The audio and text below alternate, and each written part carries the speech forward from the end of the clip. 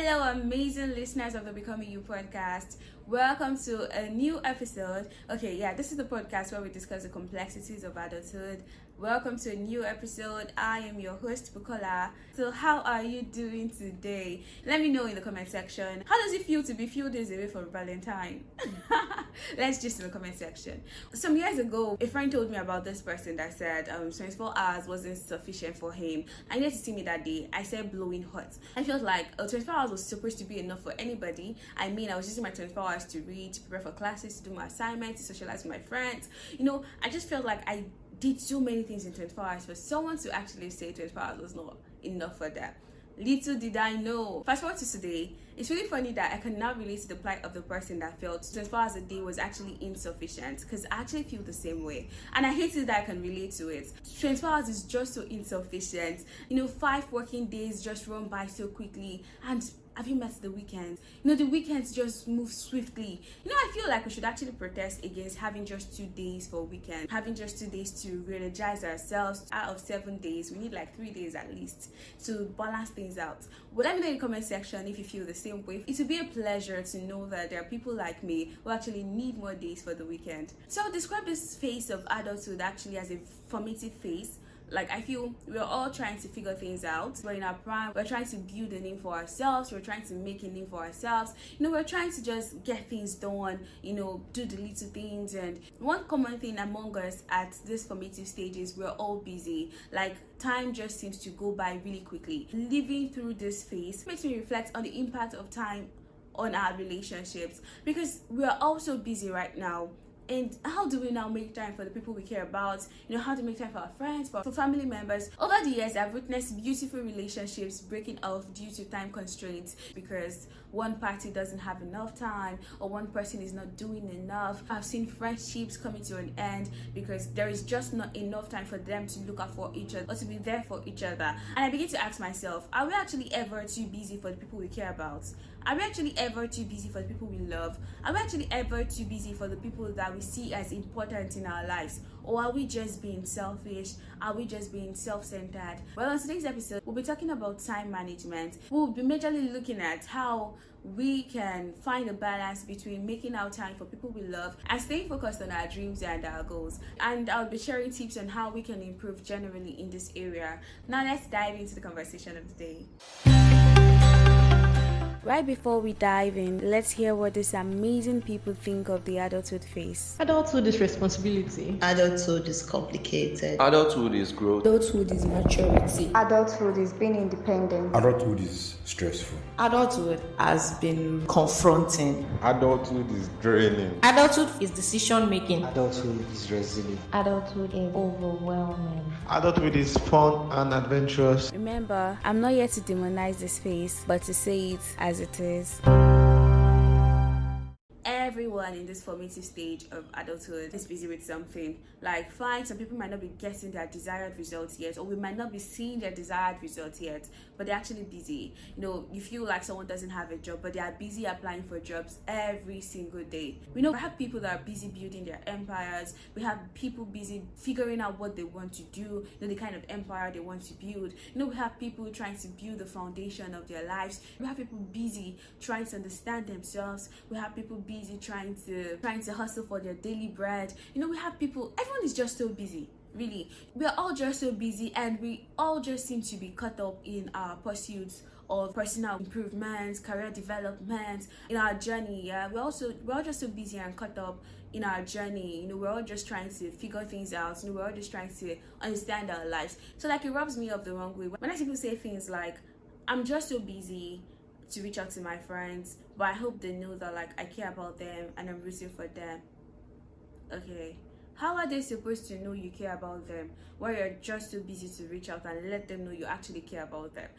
I feel we've turned our friends to, would I say, omnipresent, or all-knowing. You just expect them to know that you care about them without you reaching out to them or you actually showing it to them that you actually care about them. While I was preparing for this episode, I realized that I'd forgotten the exact words, the exact sentences people used to justify their inability to be there for their friends, for their loved ones. And what I just did? I just searched for the keywords on Twitter and the tweets came rolling in. Some people go as far as implying that friends that expect constant availability are being unreasonable. Others will tag their friends as insensitive for not comprehending their absence due to busyness. In as much as I understand that friendship means different things for different people, how we handle friendship varies from one individual to another, I actually just feel the essence of friendship is actually to have people you can count on, to have people that can come through for you when you need help, at certain instances. So all this gymnastic we're doing to redefine friendship, to redefine expectations, I actually think it's unnecessary. And sometimes feels like we're stripping friendship of its essence. You're redefining friendship, you're stripping off its meaning. It's unfair for us to expect their unwavering devotion to us while we're being engrossed in our own pursuit. You don't expect yourself to be in your moment always and expect your friends to just hang around. You just expect your friends to just wait for you, wait for the day you'll be available for them. Our inability to manage our time properly does not only harm our relationships with our friends, with our partner, it actually affects our overall well-being. It isolates us. We being all about ourselves and neglecting everyone around, would drive people away from us. So fine, being alone, solitude has its merits. It's nice for us to be in our space. It helps us understand ourselves. It leads to proper self-love and self-discovery. But being in solitude indefinitely is actually very, very harmful to our well-being. We need people to cheer us up. We need people to celebrate our victories with us. We need people to energize us. We need people to just be there for us. I feel like right now you might be thinking, oh, okay, you don't understand how busy I get to be. I'm so busy. See, I understand. I perfectly understand how busy you can be. Right now, I work, I'm schooling, I podcast, I'm trying to do social media content once in a while, but I know that I have to still make time for my friends. The most complicated thing about my life right now is most of my friends are located in a different time zone. So we have to find a balance. We have to find something that works for them as much as it works for me. These things are just all about us having the willingness to do the work. It's just about us having the willingness to keep these people close. We're busy here, but we have time to eat. We have time to work out, to go to the gym. We have time to take strolls. We have time to cook. We have time to do some basic things. So why don't we find where we can slot people we care about into our busy schedule? Why don't we work with these people we care about to find a common ground, to understand how we can navigate our relationships with them in a way that it would not be compromised, or our busyness or our unavailability would not actually cause a scar or cause a damage to the relationship we share with them. So far, we've actually seen how being too busy can affect our relationships, can affect our mental well-being, our overall well-being. But before we move into how we can navigate this whole thing, I would like us to know that while being too busy is actually very harmful, we have to understand that being too available too has its own risk. We cannot constantly cater for others, cater for their needs, cater for their emotional needs and all. Then we neglect ourselves, we neglect working on ourselves, we neglect our personal growth, we neglect our personal process. We cannot do that. So that is why I said there's a need for a balance. You cannot spend your whole time trying to be there for people. You have to put yourself first. It's even written that we should love our neighbor as ourselves, not more than ourselves. It's important for us to work on finding a balance. Firstly, I would say for us to make space for others in our lives, it's actually very important and very crucial that we take control over our time. Because you can't give what you don't have.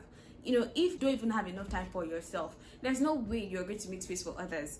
How do we do this? The first thing is you need to organize your life. You need to organize your day. You need to organize your week. You need to organize your month. One thing I do is I use organizational tools. Write down the things you need to do. Currently, I use Notion.io. It's more like an all-in-one platform for me. I'm able to use it to jot down things, document things, different sections open for different things. I just feel like I have things in control when I organize my life. I'm able to write my weekly to-do list. So I have this board where I have my to-do list. I have doing, I have done. So I think you should try it out too if you've not if you're not someone that organizes their time. Try it out.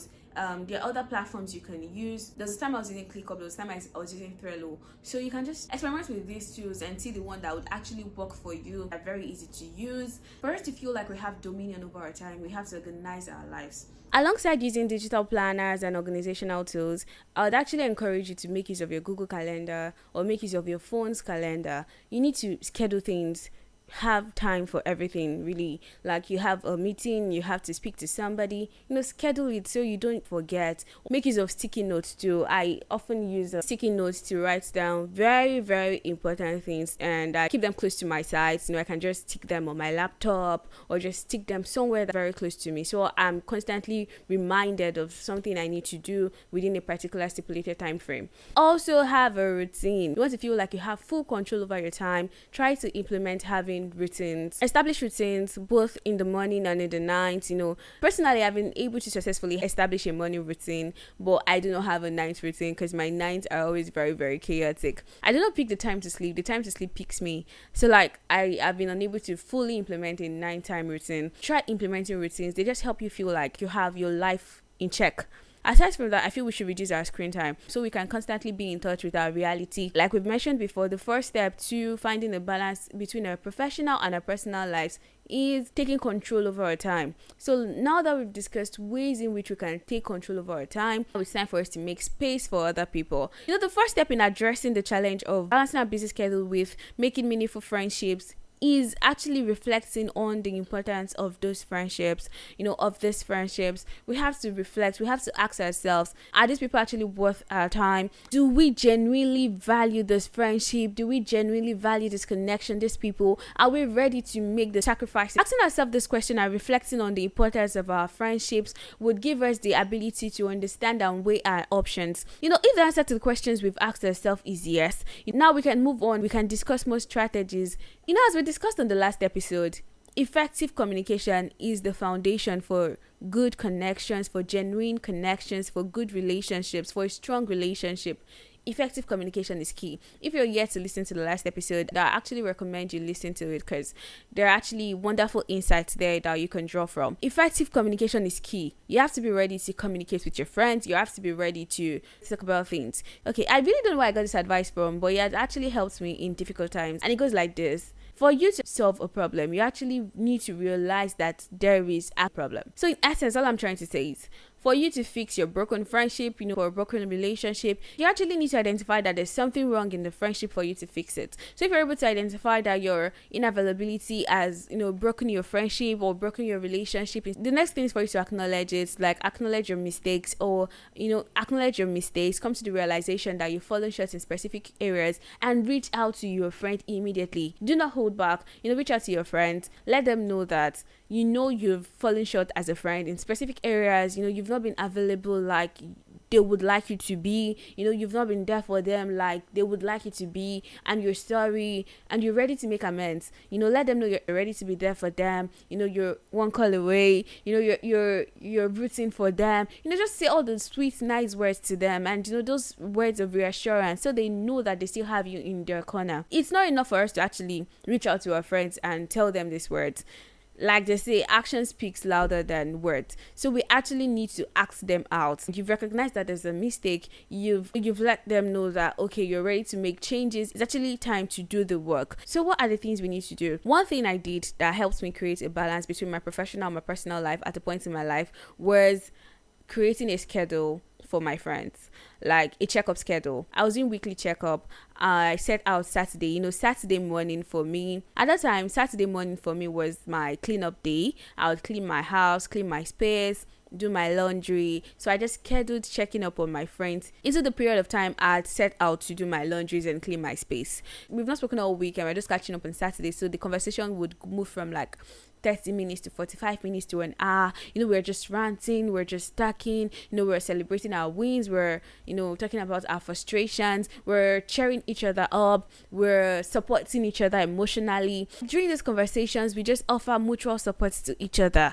And I would actually advise for you to have the schedule without their knowledge. You don't necessarily have to let them know that you are only available to speak to them on Saturdays. No, when they call you during the week, you can respectfully miss the call and drop a text like, how are you, what's up, I missed your call, what's up. And if they text back, oh, I just wanted to hear from you, be like, oh, that's so sweet, like I want to hear from you too, but I'm currently busy on this task. Communicate with them, I'm currently busy on this. You just let them know that you give them a call back as soon as you can. You just schedule the call back on the day you set aside to check up on all your friends. You just do things like that. And if they text back telling you like, oh, there's an emergency, you should actually be willing to make time or sacrifice to like talk to them about the emergency. It could be through text or maybe a quick call. So yeah, we have to be selfish with our time to an extent, but we actually need to remember that holding on to them means that we are willing to create time for them.